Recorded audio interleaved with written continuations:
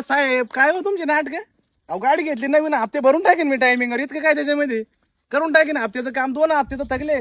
थांबा पुढच्या हप्त्याला सगळे क्लिअर करून टाकेन तुमचं. आज लय भारी छान टॉपिक शिकवणार आहोत. अय गणेश भाई मान वय द्या. अरे काय काय काय काय लावलंय सकाळ सकाळी क्लासेस आणि पिसेस रे? किती आहे तुम्ही?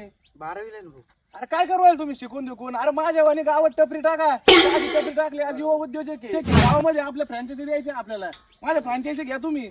काय काय काय गाडीला स्क्रॅच पडतील ना.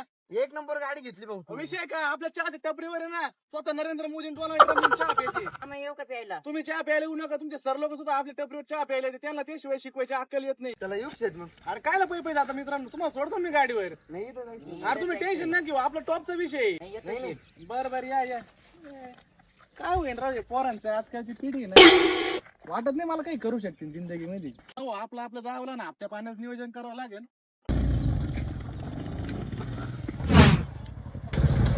आजकालचे लोक चालले आम्हाला जायला.